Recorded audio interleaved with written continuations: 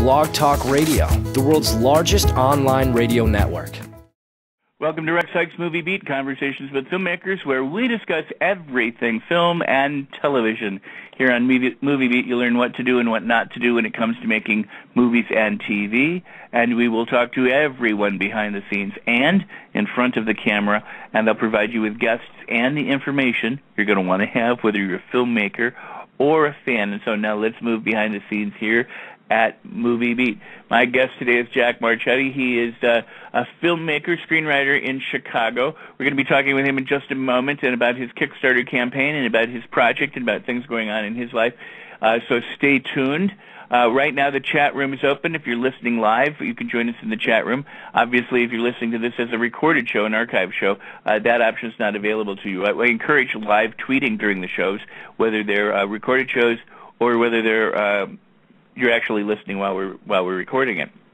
The official web address for Rex Sikes Movie Beat is rexsikes.com. That's my name. It's Rex Sikes. I'm your host, so rexsikes.com.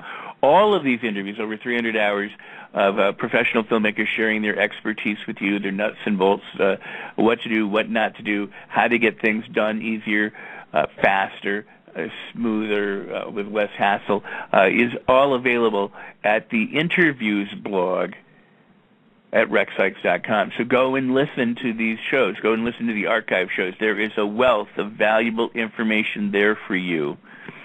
If you're a filmmaker, screenwriter, an actor, whatever you are in the entertainment business, you're going to want to go and check that out. So please do continue to listen and continue to share and spread these. Invite other people to listen right now while you're listening.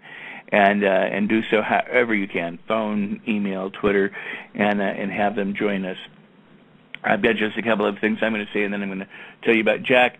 As you may have known, one of the movies that I co-produced and line-produced, Girls Gone Dead, opened on the 17th of July, 2012, and very rapidly became the #1 horror film on DVD and video on demand. Flying off the shelves, became an Amazon top seller. It was high up on the list of all of the video on demand places. Brick and mortar stores couldn't keep it on their shelves. It became 51 of all movies ever made on IMDb for a week or two, and now it's slipped, but it's still within the top 500 of all of the movies searched for by the millions and millions and millions of people on IMDb. So we're very proud, very pleased of the success that movie is having. I'm continuing to film on the movie Serum, and you can join us at the Facebook page, Serum the Movie, on Facebook. Without any further hesitation, let me introduce to you my guest today. Jack Marchetti is a screenwriter and a director, and he's losing his vision. And he has a dream to direct his feature film before this happens. Jack is crowdfunding right now to make his dream come true. Four of a Kind is a gritty crime drama that takes place in Chicago. Now, growing up in Chicago in a rough neighborhood gave screenwriter Marchetti some strong insights into how to best portray and reveal his characters. And now, weeks into his Kickstarter campaign, Jack has received some nice shout-outs from actors Matthew Lillard and Holt Boggs and writer Neil Gaiman. The filmmaking community has rallied behind this particular campaign because it is a solid script and has an inspiring backstory. Actress, producer Liz Friedman, the LA Inc., introduced him to Dan DeStefano, who will produce Four of a Kind when the Kickstarter campaign is successful. DeStefano worked at Paramount as an assistant to the VP of Productions, also with the Weinstein Company as well. I believe there's a VP of television. Jack, or as an assistant to the VP of television, Jack and Liz Friedman worked together on the screenplay All I Want for Christmas, which was optioned by Lighthouse Pictures in 2011. Four of a Kind, the current screenplay that Jack is wanting to produce and direct and get made, was a top 100 finalist in Project Greenlight in Season 3, beating out over 4,000 other screenplays. The screenplay failed to advance further, but the issue of losing his eyesight pressures Jack to get it produced. He was diagnosed with cone rod dystrophy, a genetic eye disease that causes blindness at an early age. Unpredictable, it can move slowly or take someone's vision very rapidly. Jack's older brother has already lost his vision to the very same disease. And knowing that the disease is progressing and unpredictable, Jack decided to take matters into his own hand He's attempting to run a Kickstarter campaign and to shoot his screenplay before completely losing his vision. He would like to be able to make the film and see the completed project with his own two eyes. And so without any further hesitation, join me in welcoming Jack to the show. Jack, hi, are you there? I'm here. Thanks for having me. Awesome. I'm glad we got you here. All right, and the chat room again is open. If you're listening to this live, or if you're in the chat room again, please do invite other people to listen, and please contact or tweet and share it and get people to tune in. So, how are you doing today? I'm doing just fine. How are you? I'm okay. I get one of these summer colds, so if I sound a little scratchy, that's the reason. Well, let me ask you first about the eyes and about this disorder. Can you tell us a bit more about it? Sure. Yeah. It's called cone rod dystrophy, and it's a degenerative retinal disease, similar in the vein to what's somewhat more known, but probably still it's not really as common. It's called retinitis pigmentosa, which is kind of like the group name for degenerative retinal diseases. People like Steve Wynn of Wynn Casino, he has it. Kevin. Can I interrupt you for a second? Can I interrupt you? Yeah, go ahead. We're getting like some staticky kind of or echoey kind of stuff going on. Okay. Do you want me to call back in? No, that's better. That's better. Whatever. I don't know if there's a change or whatever, but suddenly it's a little better. You were mentioning. Right. So it's called cone rod dystrophy, and basically what that means is in the back of your eye and your retina there are photoreceptors called cones and rods, and those basically are light receptors. So in my disease, they basically cease to function correctly. I'm not entirely sure if they completely die off or if they just stop working. And it's a genetic condition. There's no treatment for it. There's no cure. There's basically nothing you can do with it. At this point, it's kind of like a waiting game. Now, there's certain things you can do just to stay healthy, such as quit smoking, try and exercise more, things along those lines. And some have suggested going on like a vitamin A regimen, things along those lines. Some studies have shown that can delay the disease for up to 10 years. However, high doses of vitamin A can lead to liver failure. So it's a kind of pick your poison kind of deal. And my eye doctor, who I see on an annual basis, has basically said to not even bother going that route because it's just the possibility of destroying your liver is probably worse than potentially losing your eyesight or whatever. I don't know necessarily how I feel about that one, but so I was diagnosed when I was 6 years old. I didn't really realize it was a bigger deal. At first I thought I couldn't see the chalkboard and I needed glasses to help see in class. I didn't really realize that it was a potentially, really debilitating condition until I was 13 when I wanted to get contact lenses. And I went to some like Pearl Vision or something like that, and the doctor wanted me to read the 20/20 line, and I'm not correctable to 20/20. With my glasses on, I can read probably the 20/50/60 line. With contacts in, however, I can read like 20/30. I'm much more visually acute with contact lenses in. But so the first time I went to go get contacts, he was trying to get me to read the 20/20 line, and I couldn't read it. And the doctor got really, really pissed at me and said I was being immature, and called my mother in and said, your son isn't mature enough for this, blah, blah, blah. And my mom said, well, he has cone rod dystrophy. He can't read the 20/20 line. And the look on the doctor's face kind of just said it all. He was like, oh, that's why. My bad. I feel really bad for you now. Let me apologize. And this was in 1993, so I couldn't Google what cone rod dystrophy was. And, I was basically just told it's a disease that's basically going to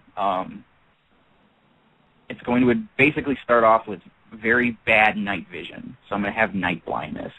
And then I'm going to have at the later stages of the disease, you get extreme tunnel vision as your peripheral vision completely goes away. And then it basically comes down to the point where it's almost like you're looking through a very tiny straw. And then in very extreme versions of the disease, you lose your macula goes, so you have no central vision either. So all intents and purposes, you're basically blind. And that's kind of where my brother is right now. His vision was always much better than mine, and then just a few years ago, it just went on him really fast. And wow, he uses a cane now. He was starting to learn Braille. He was going to a school for the blind to learn mobility, how to navigate the world better with such such visual loss. And it was it's pretty scary because you can't tell you're getting taller, right? So it's often I can't really tell if my vision is getting worse or not. I've always known since I was a teenager that my night vision was really bad. So going to bars or dark restaurants is really bad because I just can't. I might as well have my eyes closed if I'm in a dark. Most nice restaurants are very dark. I can barely see the table. So those are the only instances where I really feel handicapped. So I try and avoid those as much as humanly possible.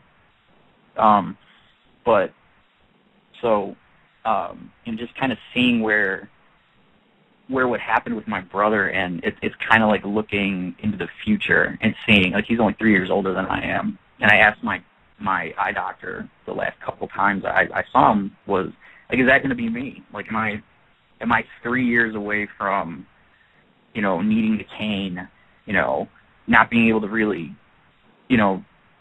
be as independent as I am now? And he just said he didn't know. They don't know why his went so quickly. They don't know why mine might be stale. It's entirely possible this is as bad as it gets. And if this is as bad as it gets, I'll take it because I'm still I can still see relatively well. My night vision is still really bad, but, I still get around. I still, can work. I still drive typically during the day. I try and avoid night driving as much as possible. But all those things my brother can't do anymore. He doesn't drive. He's on disability. And so it was the proverbial, kind of seeing where he is right now and possibly being there and not knowing when. Could it happen a year from now? Could it happen months from now? That whole not knowing was kind of the proverbial kick in the ass to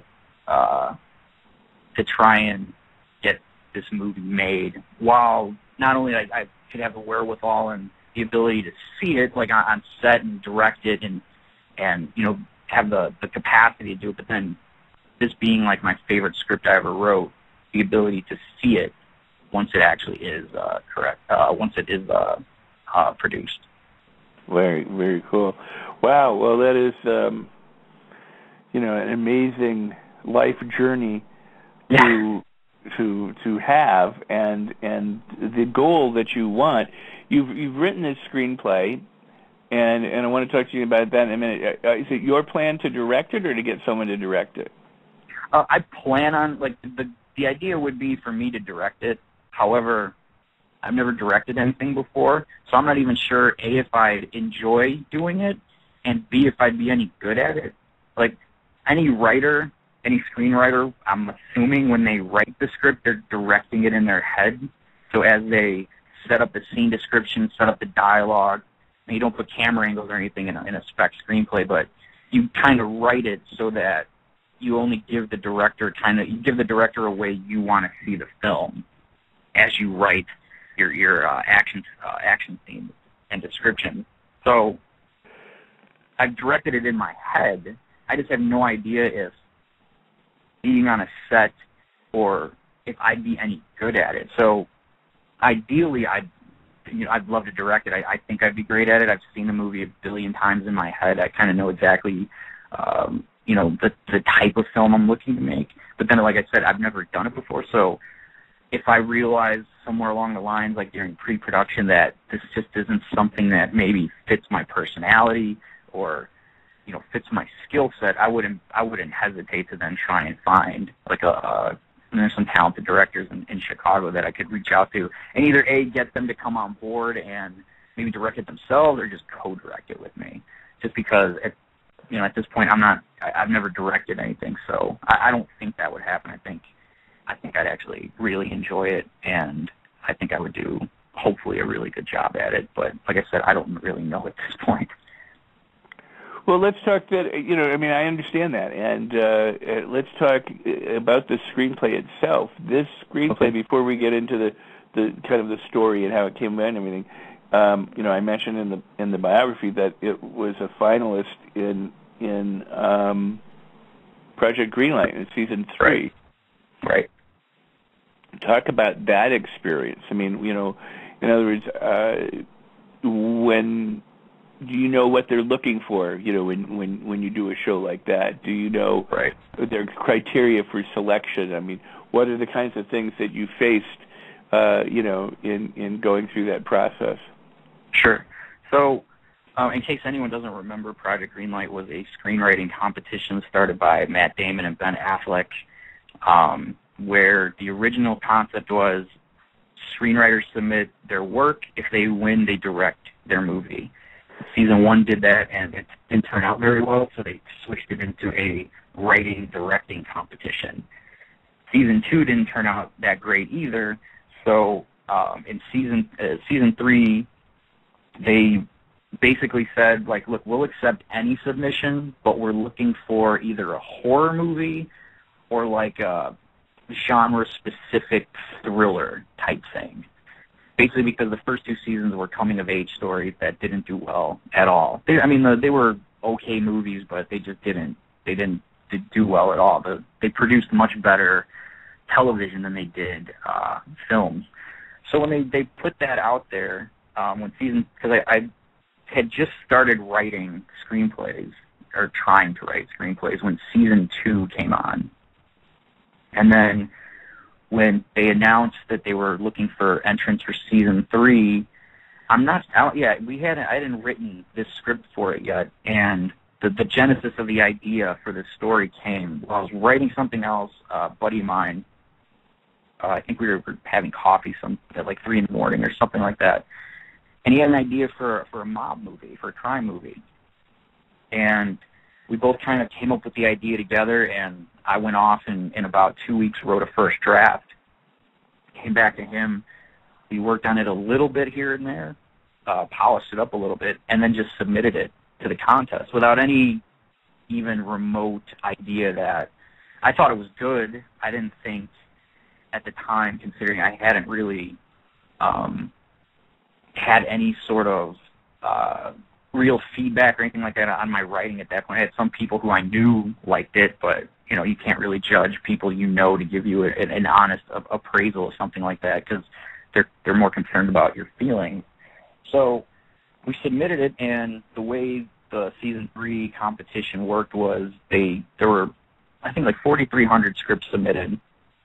You had to do peer review to narrow it down to the top 1,000. So each person who submitted a script had to read 3 other scripts and rate them. So went through that, and then a month later they named the top 1,000, which we were obviously a part of. And that, I thought, after reading some of the other scripts that I had gone through, because I think I ended up reading, you only had to review 3 of them. I think I reviewed about 8 or 9 of them. And, not to say that, mine was so much superior to others. I just, compared to what I was reading, I thought ours should make at least the top 1,000, which we did. So that was really cool. That was the first sort of, okay, someone thinks. And one of the other cool things was you would get the reviews people had done on your script at that point. So you got to see what other people had rated you, and you got to see people's reviews of you.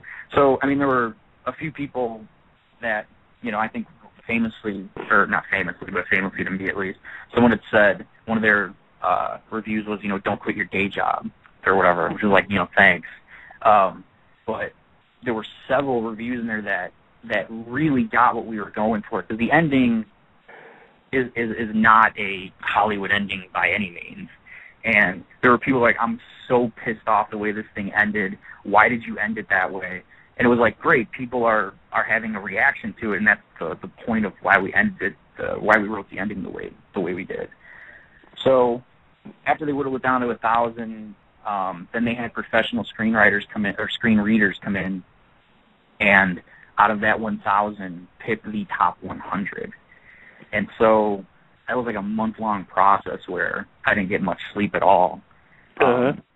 And yeah, the day came, and sitting in my computer, constantly hitting refresh, and it finally came up, and I scrolled through, and they listed it by username, and the username I used when submitting it was Jackster6. So I'm scrolling, and I must have scrolled too fast because I went right past it. And I was like, son of a, I'm like, we didn't, and then I finally, I started getting text messages. Or, actually, I don't even know if there were text messages back. I think I started getting phone calls or whatever. And I scrolled up slightly and saw that it was there. And I don't think I've been that excited. Well, probably I was as excited when the White Sox won the World Series in 2005. But I don't think I'd been that excited for such a long time. And it was just validation at that point. Like, holy crap, real...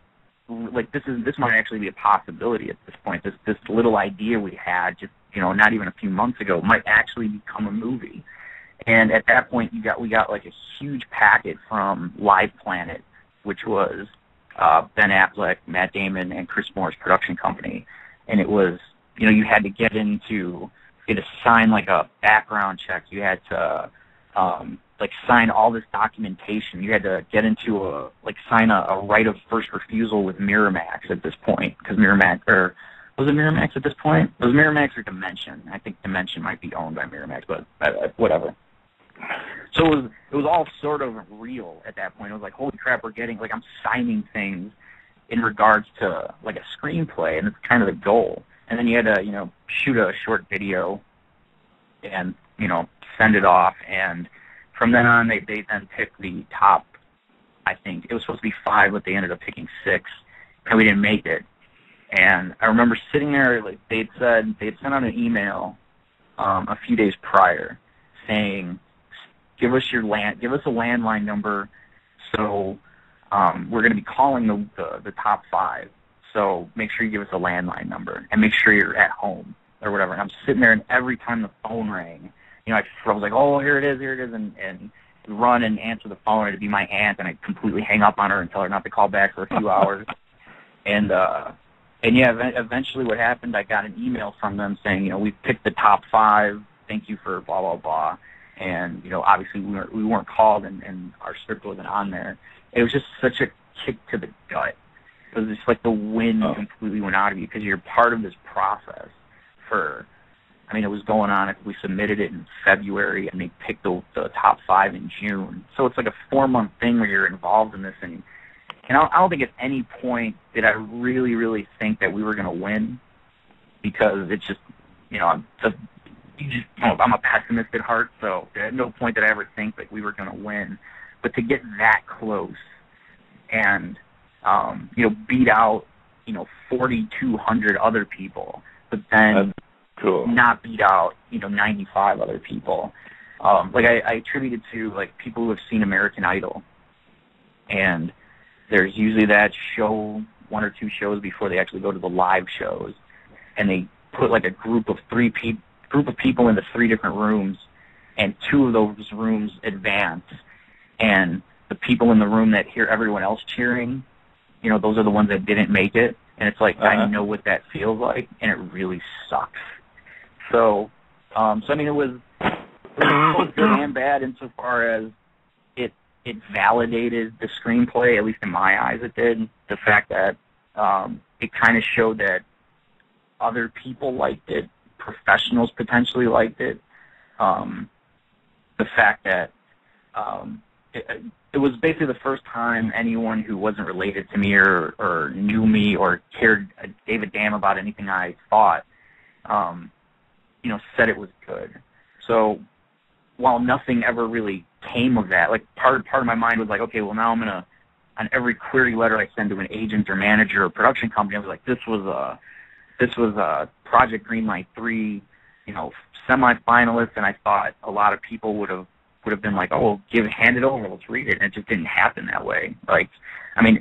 Contests are good to a point, but at that point in time or whatever, it just didn't seem to resonate or whatever. It gives me, I think it still gives the script some validation insofar as, if it didn't reach that point, I'd be just some guy losing his vision saying, hey, I want to make a movie, help me out. I think having the green light and then the fact that it was a quarterfinalist in another competition at least gives the potential Kickstarter audience saying look, I'm not just some schlub who decided I'm going to write some script, and it's something I've been working on for a long time. So hopefully that answers your question. It does. Now we're into the show, so let's give out the address for it at Kickstarter and remind people that they can help you out, and they can they don't donate when you do Kickstarter. They actually get something in return. But it's Kickstarter. The movie is Four of a Kind, right. Crime thriller set in Chicago. So when they go to Kickstarter, what do they need to do? Just type in Four of a Kind? Yeah, they don't really give you a vanity URL on Kickstarter. Hopefully they do that at some point, but it'd be just quicker to Google Four of a Kind Kickstarter. That'd be the easiest way to find it. Or people could go to fourofakindfilm.com, where basically I do, since day one, I've been writing a daily blog summarizing each day's events and, recapping kind of how the day went. Or if either of those don't work for you, tinyurl.com/fourofakind will redirect you to the actual Kickstarter page. So, but like I said, it's probably easier just Google Four of a Kind Kickstarter, and you'll find your way to the page where you can then watch the video. There's a link to some of the press we've gotten, such as the Huffington Post, Chicago Reader did a little bit about it. Agency Spy. I work in an advertising firm, and Agency Spy is kind of a big deal. And then we just kind of talk about where the money will go, the rewards and things along those lines. That because the way Kickstarter works is you pledge. I will give you $25, and then in return for $25 is a reward level. So for $25, we'll give you the movie. We'll put your name in the credits. We'll give you a PSD of the poster and the cover image, and you can mess around with that if you want. For $5, we'll just give you the movie as a digital download. We'll drop it into Dropbox, and once it's done, here you go. Play it till your heart's content. And then there's higher level rewards, such as for $500, we'll give you a speaking role in the movie.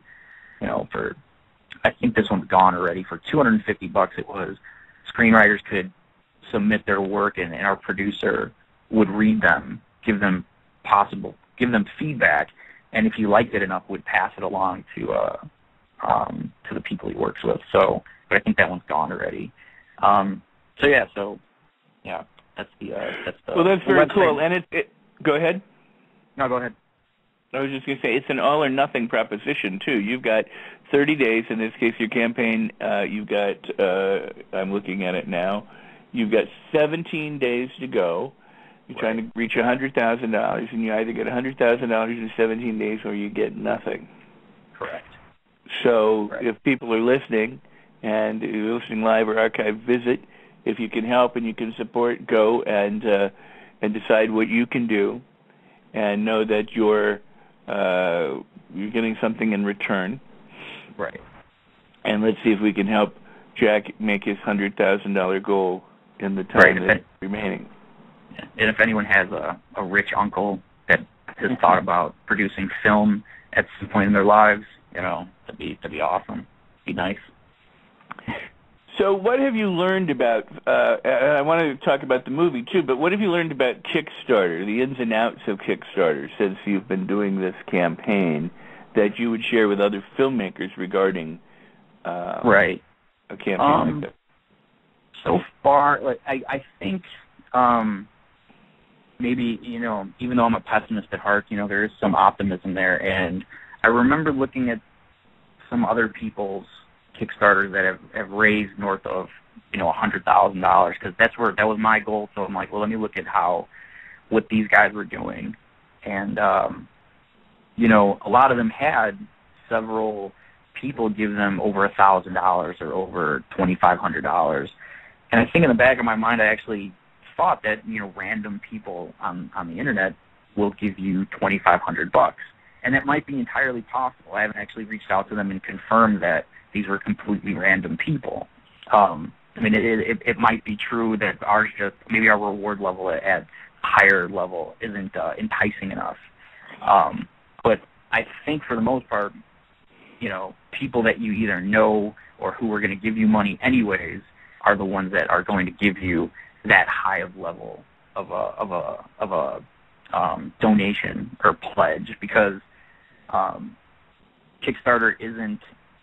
You're investing in someone's creativity, but they don't offer equity. I can't give someone, if someone wanted to give me $50,000, I can't say, well, you get a percentage of DVD sales, because they just don't allow that. Crowd investing was not even technically, it was illegal, I think, when Kickstarter started.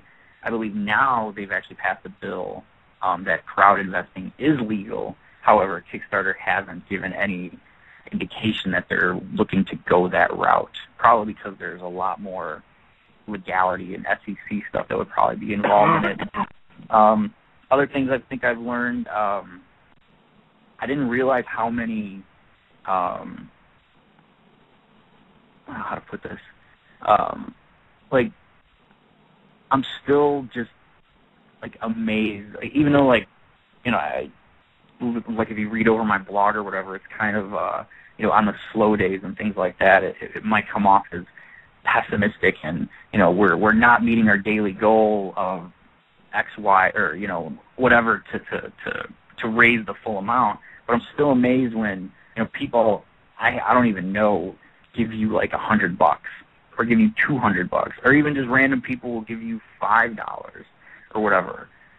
It's just, it's a totally cool way to kind of finance your product, because not only are you getting people involved financially, but you're getting them involved. You're kind of building an audience for your project. So hopefully at the time when, if we raise the money, we shoot it, there's already, let's say 1,000 or 2,000 people that already are aware of it, that might be interested in either going to a screening or purchasing it, things along those lines. And then one of the things, maybe I don't think I'd learned this from Kickstarter, but maybe learned it from looking at other people's projects. One of the things that's that I've noticed, some people will give at a reward level for $5, we'll thank you. For $5, we'll thank you on our website and Twitter. And to me, that's just kind of crazy, because if someone's giving you money, you should do whatever you can to thank them anyways. It shouldn't be a reward level.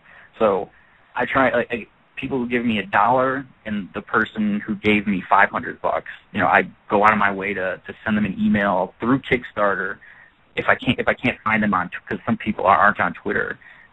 If I can't find them on Twitter or things along those lines, just to thank people. And then one of the things we do for everyone who backs the project is we create these custom, personalized eye charts for them. So it's their name in an eye chart.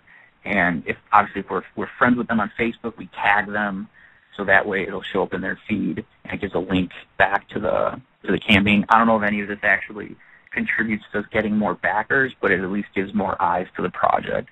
So it's one way to engage your backers, because I don't think there's anything worse than going to back a project. Because one of the things with Kickstarter is you have access to these creators, to the directors, the writers, and you can just send them an email, or usually they list their contact information, such as their Twitter feed and things along those lines. So you're much closer to the people producing the project. And I totally lost my train of thought on that one. Sorry. No, that's all right. Well, I think it's fair to say that and what you point out is people can give $1, they give $5, they could give, up more certainly, but every dollar matters. Every person that takes the time and effort to support a filmmaker, to support your film, is worth thanking and worth letting them know how much it's appreciated. And if they can't give $1, at least what they can do is they can tell other people about it. They can spread it, they can link it, they can Facebook it, they can tweet it, they can help you get the word out, in other ways as well. So people can always be active and doing it. Again, the website is forofakindfilm.com. Correct. And what did you say? Google Kickstarter, Four of a Kind? Yeah, I mean, if you just Google Four of a Kind Kickstarter, you'll be able to find it. Or, I mean, if you go to facebook.com/4ofakindfilm, basically just Google Four of a Kind Film or Four of a Kind Kickstarter, and that will bring you to the Kickstarter page, which, like I said, has our video. Going back to what I lost my train of thought on, what I was trying to say was there's nothing worse than when you back a project and then you get nothing back from, no emails, no updates, nothing. You back the project and it kind of just sits there, and it's not a shock when their project doesn't get funded, when they're not actively trying to get their backers involved and trying to, because it's, I've had a few people say, look, I can give you like $5. And I usually tell them, I'm like, your tweet, or I'm like, I'll take your $5, obviously, but your tweet or liking it on Facebook or sharing it on Facebook is worth, tenfold of that, because you never know who's in your social network that knows a guy who blah, blah, blah. So like a friend of mine who said that, she's like, I can give you $5. I'm like, that's great, I'll take it. And then she thought of, well, I know a guy who, might be able to invest a significant amount of money, and then he knows a guy who might be interested. So, if I never posted on, obviously I would have, but if I never, if I would have told her, keep your $5, I don't want it, blah, blah, if you're going to be a jerk about it, obviously they're not going to go the extra mile to try and help you. So maybe it just kind of even goes back to even the golden rule, just be nice to people and, be appreciative, because it can definitely go a long way. Well, that's very cool. Very, very nice insights into some of the things that we can do when we have Kickstarter campaigns. I appreciate you sharing this. I'm going to take a break right now. It's going to be a short break, but everybody stay tuned. You're listening to Rex Sikes Movie Beat. The official URL is rexsikes.com, and you can find all of these interviews like this one archived at the interviews blog at rexsikes.com. They're also available as podcasts on iTunes, and of course they're available from Blog Talk. Now, one of the things we ask you to do, because all of these are done absolutely free, no charge, you get this information, is that we ask you to spread it, to share it near and far with all your friends and your entertainment business contacts and your industry associates and that kind of thing. Just share them. Email it, phone it, text it, Facebook it, to them and invite them to check it out and listen. The other thing that we ask you to do is always rate and review the shows and the podcast. So if you're listening today and you're in the chat room, if you're live or otherwise, you can go right underneath the player. There's a window, and sometimes it's not visible depending on the browser you have while the player is playing. But after the show, close your player down and the window will appear. Or leave a comment now if the window is visible. And just leave comments about the show. And when you go to iTunes and you subscribe to the podcast, I hope you do, because you download all these wonderful shows to your favorite electronic device. Take them with you wherever you go. Listen while you drive or walk or exercise. It's truly an education that you're going to be glad that you got. Rate them. And the reason I ask you to do this is it extends our reach to other people who may not know about this. It increases our presence on the Internet and makes us more visible to those who might otherwise not know about us to find us and to stumble on us. And when you share, actively share, and tell people, hey, you got to hear this show, or you got to check out this guest, or you got to go to Rex Sikes Movie Beat, or you share the website, it helps my guests, and it helps me 100-fold, and I certainly appreciate that. So thank you so much. and stay tuned, because there's all sorts of great shows coming up in the near future. And I won't go into those now. We're going to return with Jack Marchetti, discussing the movie Four of a Kind, a crime thriller set in Chicago, and his Kickstarter campaign. Again, you can go to Kickstarter, Four of a Kind Kickstarter on Google, or you can go to fourofakindthefilm.com and find his Kickstarter campaign. I'm looking at it, and if you want the direct link, I can tell you what it is. Looking at it, it's kickstarter.com/4-of-kind-crime-thriller-set-in-Chicago. I mean, it's a long one there. It's posted in the chat room, so you can take a look at it. But or you can go to Kickstarter and just search for projects and find Four of a Kind. Jack. Yeah.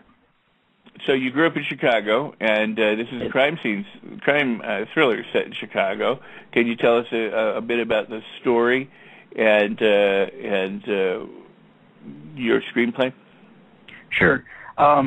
Someone in an interview I did, they asked, growing up in Chicago, or like, what kind of helped you come up with, like, going into the seedy crime world of, that these characters live in, or whatever. And I, thought back, and I'm like, well, I don't really know anyone in the mob, obviously. I grew up in a relatively tough neighborhood called Pilsen, which is on the southwest side of the city. And I don't know if that necessarily contribute. I think I blame more, Scorsese movies and Tarantino movies for shaping the way I would write a crime thriller than potentially growing up in a relatively tough neighborhood. But I'm sure it, being around, like, a lot of my friends growing up, were gangbangers, not mobsters by any means, but so being around, somewhat of a, I wouldn't say like very violent, but I got into a lot of fights as a kid. Me and my brother got into a lot of fights as a kid, and I remember being kind of surprised when I got to high school, which was nowhere near where I grew up. And, well, it was, like 50 blocks away, so it was far in my mind.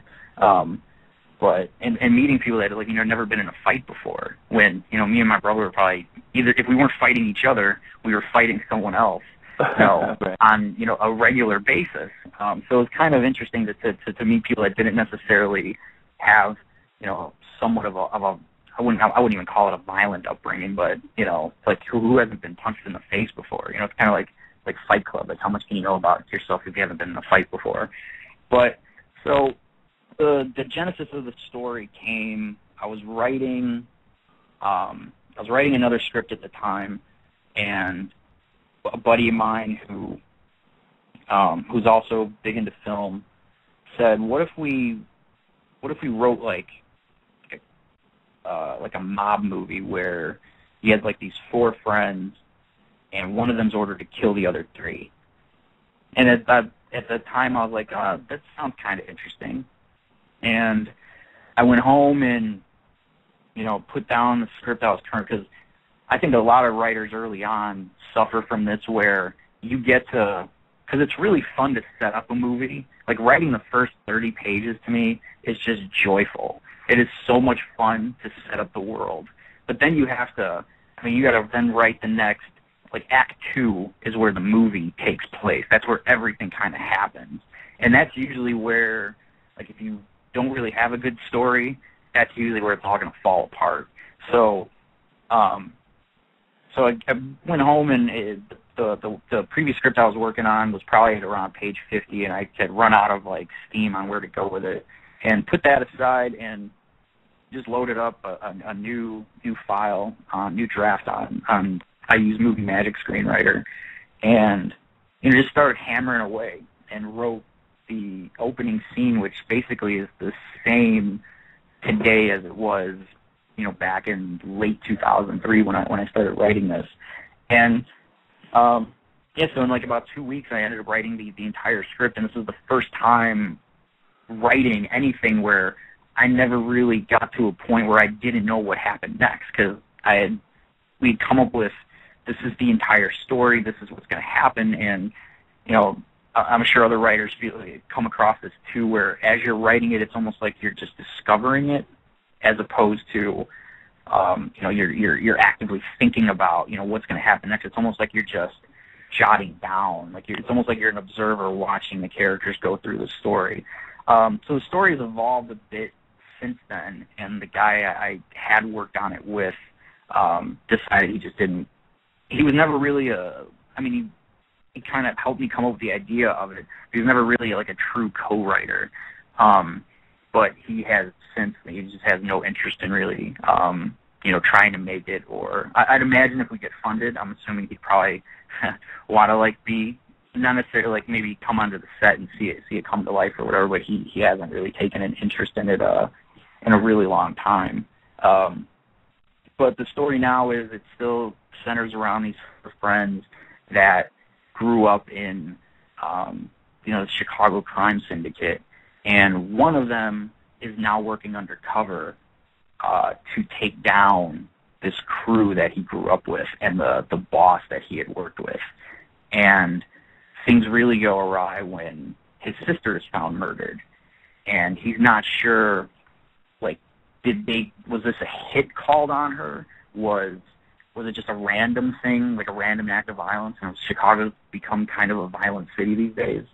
And so things just kind of take off from there in the story. And one of the things I've introduced since, obviously this wasn't around back when I wrote the original draft, was introducing potential ways that criminals and even cops use social media and things along those lines to either track people or get information on people they normally wouldn't have. It's just kind of amazing what you can find out about people just by Googling them or finding their Twitter feed, and then, finding their Facebook page and things along those lines. So introducing those type of concepts into a crime thriller, I think, might make it pretty interesting. And so that's the story basically. And one of the things that I did early on, which probably aided to being able to write these characters probably as well as I think I have, is I wrote 40 pages of backstory about these guys. The first 40 pages of the script almost the first 40 pages of the script was them as kids and them, becoming, rising up into this, small local crime syndicate. And looking back at it, that helped frame who these people were. But at the end of the day, it's just not needed in the film because it's not really about their rise into the crime world. It's more along the lines of their fall. So as long as you just set up early on that, who they are and where they're from and technically how they got there, you could do that in one or two pages as opposed to 40, which is, another reason why I'm kind of glad this thing has taken me so long to potentially produce is it's allowed me the time to get better at the craft of just screenwriting and storytelling. So hopefully once, we yell action and start actually filming this thing, it's the best possible screenplay I could have written. Well, that's very cool. That truly is very cool. Now, you have another screenplay that was optioned that you wrote with another person. So, are you continuing to write? I want to learn more about that one. But are you continuing to write, or has this campaign and the efforts to get Four of a Kind made kind of taken precedence? Well, I've written. Let's see. I'm currently writing. Me and my brother, who obviously suffers from the disease as well, he and I wrote our horror script back in earlier this year. He's what's funny is my brother's always been I'm for what I do for a living. I'm a software developer. Hopefully become a filmmaker when this is all said and done. But for the job that pays me right now, I write code. I'm a software developer. So I was always the left-brained one, math, science. He was always the right-brained one. He got his degree in English and was the guy's a hell of a writer. Like, he could write circles around me. He just never, I think, got, I don't want to say the ambition, but just never finally sat down and started writing things. So he actually started writing something in the vein of like a Game of Thrones, like a fantasy type novel. He started writing it, and I think I'm not sure what the page count was, but he got pretty far with it. And I think we were watching football, the playoffs, like back in last winter, and he had an idea for a horror film. And so he and I, over like a couple of weeks, more like a couple of months, sat down and wrote like our first screenplay together. Now we haven't really done much with it as far as, like, trying to get it out there or anything, and there's obviously several. I mean, it's early on, so there's still several things we want to change with it or whatever. But I think it's a different genre. So I've written a Christmas movie. I've written now a crime thriller. I've written the atypical, I think they call it grumblecore or something like that. 20-something sitting around talking, and I think a lot of people end up making that movie for some reason. So I try and, while I'm most comfortable writing about seedy characters and using foul language and things along those lines, like writing a Christmas movie, proved to be pretty hard. It wasn't as hard as I thought it could be. But as far as writing goes now, everything's kind of been put on hold while we run through the Kickstarter campaign, and then if that succeeds, and then we have to move into pre-production, I'll be probably spending the majority of my time because the script is I'd like where it's at right now, but there's still some things I'd like to tweak a little bit on it and add to it, because it's very dialogue heavy.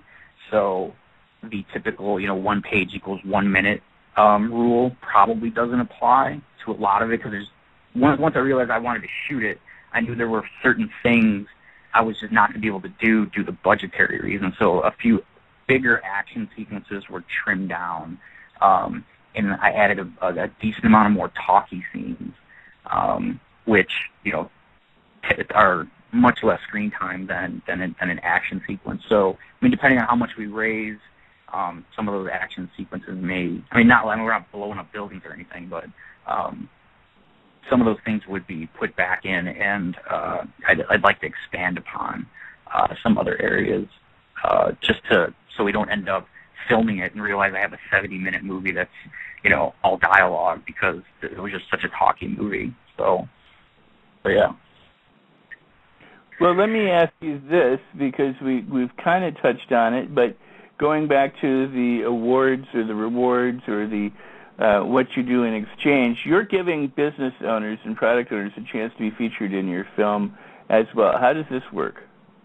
Right. So if you want, like, obviously they call it product placement. So if you have like a business or a product or something along those lines that you would like us to show in the film, like I've reached out to a few local Chicago businesses that I'm still waiting to hear back to on whether or not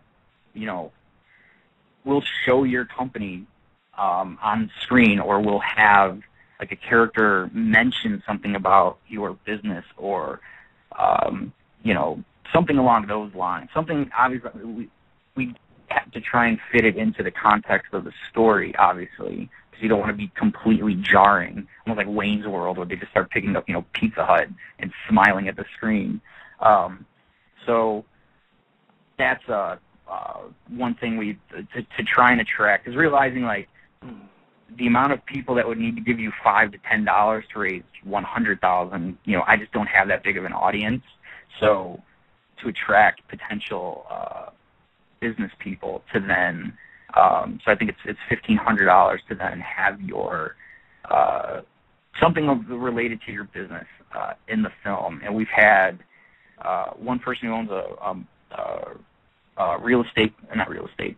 like a mortgage company so far. I've had a guy who did T-shirts who was interested in having his T-shirts in the movie, so I'm still waiting to hear back from him. There's a couple food trucks in Chicago that I've reached out to, a few local businesses that I've reached out to, and there's a guy who owns a trucking firm who I believe will go that route. I'm thinking he might actually be a bigger investor than just the 1,500 level. So hopefully he is. But yeah. So that was one thing we kind of realized early on was trying to get people at a higher level. Because like I said, I can't give you equity in the movie, so maybe I could at least let you advertise in my movie, and so hopefully it works out. Well, that's very cool. I mean, you're thinking about what value you add back to the people who, can assist you in getting the movie made, whether they do it through Kickstarter or through product placement or other means. So that's cool. I think that's always the first step that people need to take when they enter a campaign or when they ask anybody for anything is what can I give them first that they're likely to respond to. How can I add value to them?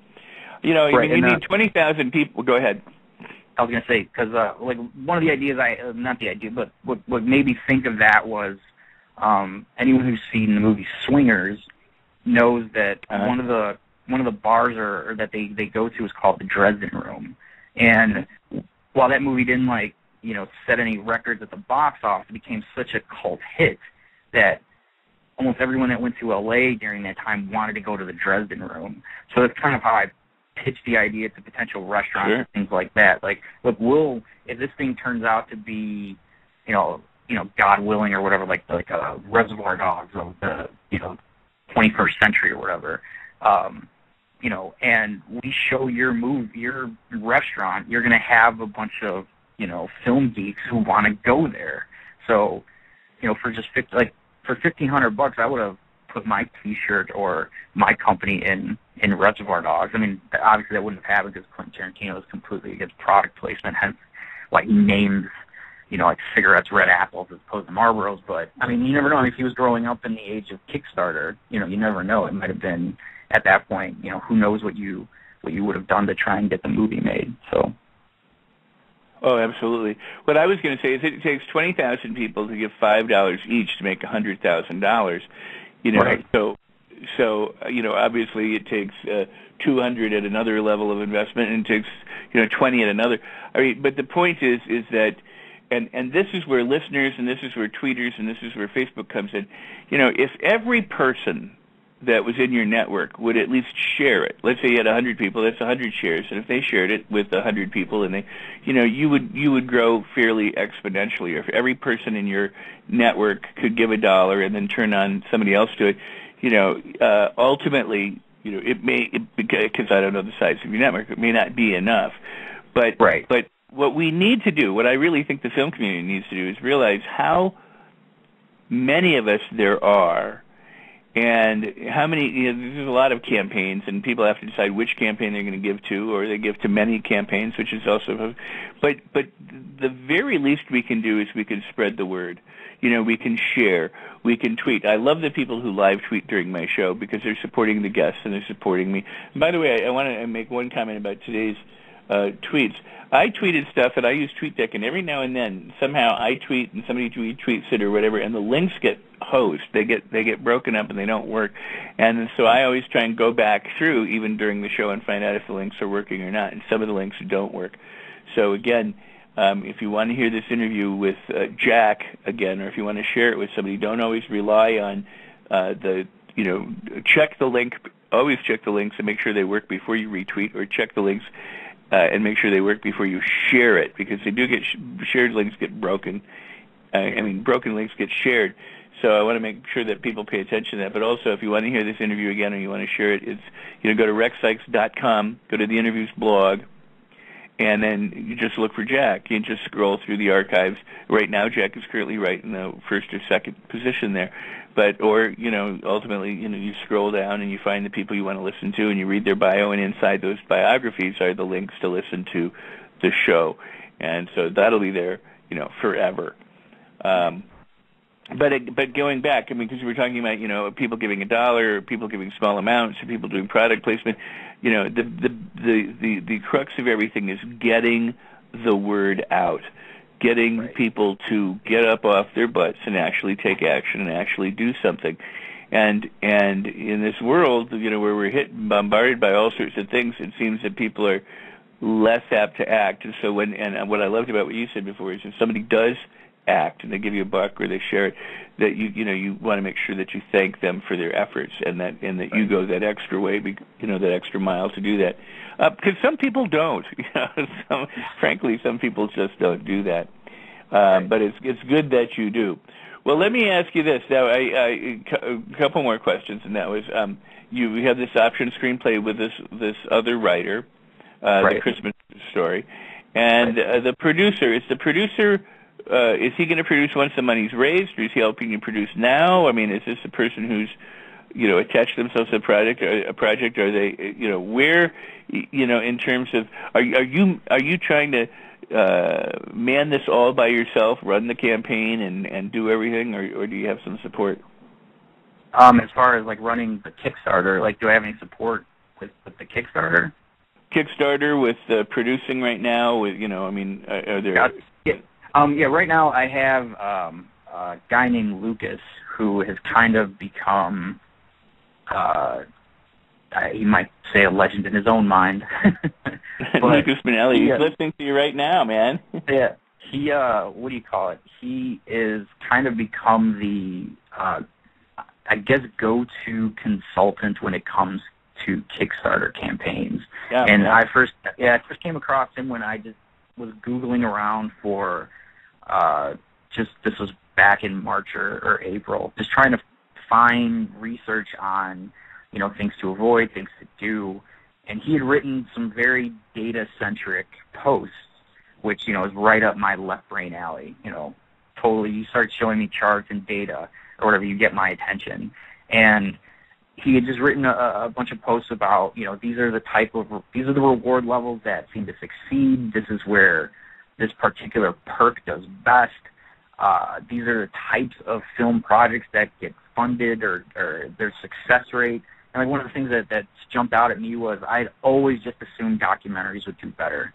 By far, I just assumed people would be totally for a documentary because there's a cause behind it. So people would feel more apt to give to a cause. And it just wasn't true. They succeed just about at the same rate that a narrative film succeeds at, you know, raising the full amount as opposed to raising the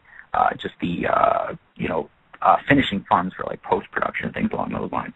So I started reading some of his articles, and at some point realized the complete lack of audience that I had. I think I had 300 Twitter followers at the time, and I mean I had a decent.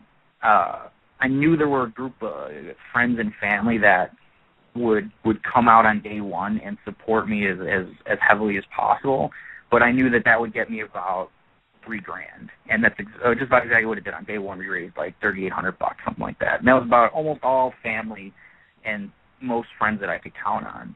And obviously, $3,800 is less than $100,000. So I was going to need someone's help in getting awareness out there.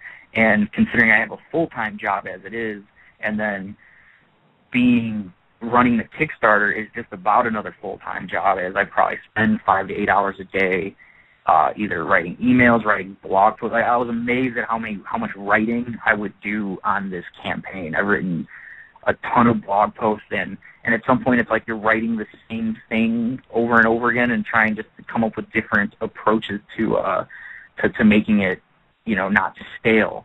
So there was just going to be no way I would be able to you know, try and find get the audience out there if I didn't have help. So Lucas is on board helping. I enlisted the help of a publicist, and Lynette Carrington, to write like a press release and try and approach you know, news outlets, blog sites, things along those lines. Just because I don't really know if there's a certain way of approaching these people, and you know, I can write you a screenplay, but I'm probably not going to be able to write you a press release. So So early on, I realized I was going to need the help of other people to come on board and to get this thing, hopefully towards success. So there's definitely people helping out. So I said you've got two very cool people helping you out. You got Lucas and you got Lynette, and both very, very good people. I'm happy that you have them as support people. They both are. I know them both, and they work hard, and they're dedicated, and they're fabulous. So Absolutely. That is awesome. I had asked you about and we've got about 7 minutes left right now. So okay. I had asked you about the producer that I mentioned in the biography. Is he actually on board and helping you produce right now, or is he coming on board once the money is raised? Oh, he'd come on probably once the money is raised. That's when he would come on to probably be on set and make sure that I'm not spending 20 takes on something that only needed one, sure. And getting things moving along. And he would probably come on board for that. And then there's I work at an ad agency that has that we do produce commercials and things along those lines. So there are producers there. They haven't done any feature work obviously, but those are probably people too that I'd probably either maybe not necessarily hire, but definitely go to for help and things along those lines. So considering I'd be probably one of the most least experienced persons on set at any given time. I mean, I've written a lot, but as far as being on set or so, it's ideal to surround yourself with and I think this is just a good idea in general. Surround yourself with people that are smarter than you. So hopefully it all works out. That is one of my favorite sayings and one of my favorite practices. If you're surrounded by people who are smarter than you, they'll make you look good. Exactly. Especially if they've got your back. So that's very cool. Very, very cool. So again, the movie is Four of a Kind. It's a thriller crime drama set in Chicago. It's by Jack Marchetti, and he's got a Kickstarter campaign that we hope you will take a look at. Go to Kickstarter, look up Four of a Kind, go to Google and go Four of a Kind Kickstarter, or go to fourofakindfilm.com and be sure that you check it out. Again, I make mention of the fact that indie filmmakers need to support each other. Twitter friends need to support each other. I'm always amazed because I get lots of people direct messaging me in my inbox on Twitter, and I respond to some of them, some I don't. Some are it's what you call spam or whatever. I get lots of stuff going through. And it doesn't ever bother me because the feed goes through. If I see one person 100 times, because I know some people, have automated tweet things and they go out every minute or something like that, it doesn't bother me because it's simply going through the tweet. I don't get bent out of shape, and I don't delete them because of that. I don't report them because of that. If there's some egregious violation, I suppose I would. But the bottom line is people are trying to reach out. And if they're filmmakers, I want to know as much as possible about what they're up to. And if I can support them, I'll retweet their campaigns. I'll retweet some of their messages. I hope they'll retweet mine, those kinds of things, because I've got a lot of great guests on my show like yourself, who I want the world to know about. And so I spend time actively promoting my guests. And it's getting people who are busy and who are, looking at those Twitter feeds to actually do something, and that is to either retweet about your movie, go to the Kickstarter campaign and find out what they can give and give something to your movie. There may be people who listen who are in the Chicago area or something who go, I'm a producer, I know a producer, I know somebody who could help, and help take up, since you work full time, who are good people, those kinds of things, and so that we connect up, that this community that we talk about having as an indie filmmaker community isn't just a community in name only, it's actually a community in action, in that we actively support and uplift each other, and in that way, I think we can make a significant dent in what it is. I've always been a Hollywood studio guy. I mean, not career-wise. I haven't worked in the studio, but I like the Hollywood system. I like the movie. I like the old way that they did things. And independent film in the 70s was very different than independent film in the 2000 decade. But now that we claim we've got this vast worldwide global network of filmmakers, then let's all band together and really help each other out and really support each other and nurture each other and promote each other. because I think, that's the way things are going to happen when we really do realize we're brothers and sisters and we're all in the trench together. If I can help you get your movie out, maybe you'll help me get my movie out, and there'll be some kind of reciprocal kind of thing. One hand washes the other. You scratch my back, I scratch your. But I use all those phrases, but it is truly true. Right. It's all about paying it forward. Yeah, and that's really what it's all about, and that's what I would hope that the film, again, community becomes, is one that does pay it forward and that looks out for each other. Totally. So you are a busy guy, and I wish you the very best, and good luck with your health and your eyesight, and I hope it lasts forever. And I hope you also, I know you do, and I'm sure you do, and I hope you get your movie made sooner rather than later, and that the Kickstarter campaign is successful, and that you find that way to make your dream, absolutely come true. I appreciate it, and I'm hopeful too. So sometimes it's the only thing you have to hold on to. So. Well, that's very cool. It's very cool, and I'm glad to have you on the show, and we will be in touch, and we'll continue to support and let people know about the campaign, as I hope my listeners will, and then report back and let us know how things are going. Definitely will do, and definitely thanks for having me on and letting me ramble on for the last hour and change. Well, that's good. All right. Well, more power to you, Jack, and I will be talking with you soon. I'm going to call you back in just a little bit, and we'll chat. But it's been a pleasure to have you on the show. It's fourofakindfilm.com. Go check it out right now. Google Four of a Kind Kickstarter, or go to Kickstarter and search Four of a Kind. It's Jack Marchetti, and please help us out. Please help him out. All right. Thank you, Jack. Have a good day. Thank you. You too. Right. Bye-bye. Again, Mr. Jack Marchetti, wow, what a circumstance to be trying to raise your money and trying to get your film off the ground. And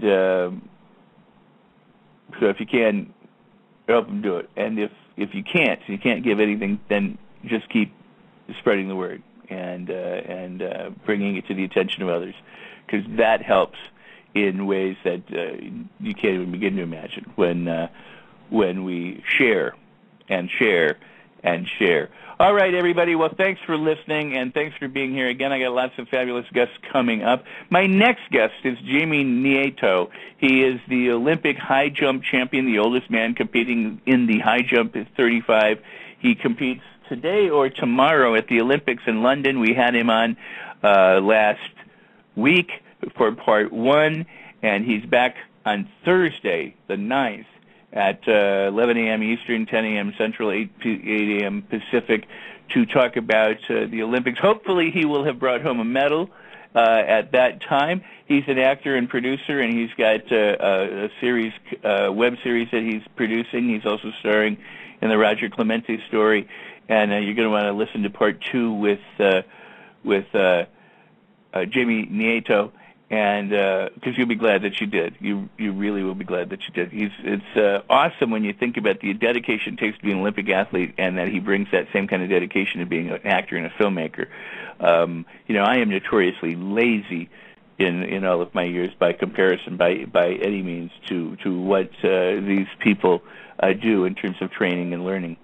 So having said that, please be sure to tune in, and please do keep sharing this website and these interviews with all your friends and your industry contacts, and please do help us spread the word by leaving comments after the show or during the show or tweeting live or putting it on your Facebook wall. When you share it to your Facebook wall, other people see it. If you share it to my Facebook wall, the same people see it that I share it to. So it's getting it out there. I don't understand Facebook anymore. Now you do something, you might have 5,000 friends, and it'll say 280 people saw this, and I'm like, well, why only 280? Or when I look at my chat window on Facebook, how come I only see the same, 100 people every day, and I've got over 5,000 friends? Why don't I see all 5,000 of them? I don't know what's happened to Facebook and why it's having such trouble reaching, all of the people on there, but together we can make a difference, and together by each of us taking steps to do that, we can connect up around the world. We literally can do that. but it's up to each and every one of us. So I appreciate that. Everybody, you can follow me on Twitter. It's Rex Sikes Movie BT on Twitter. It's Rex Sikes Movie BT on Twitter. I have a YouTube channel, Rex Sikes Movie Beat, on YouTube, and the Rex Sikes Movie Beat Friends page on Facebook, and you can go there. I can't add any more friends in my personal profile, but you can follow me on or friend me on Facebook under Rex Sikes Movie Beat. We can be in touch that way. And then there's Serum the Movie. It's a short film that we didn't get to change the title before. Once you've got 200 followers or friends or whatever, you can't change your title, so it's a Serum short film. But Serum the Movie at Facebook as well. We are continuing to shoot on that. I'll let you know how that goes as we go along. Go get Girls Gone Dead if you like comedy horror flicks from the 80s. And everybody, meanwhile, make your own pictures, get your projects done, help somebody else out, and let somebody else help you out. But have a fabulous day, everybody. Make your movies, complete your projects, and until we meet the next time, that's a wrap. Blog Talk Radio, where millions of hosts and listeners gather.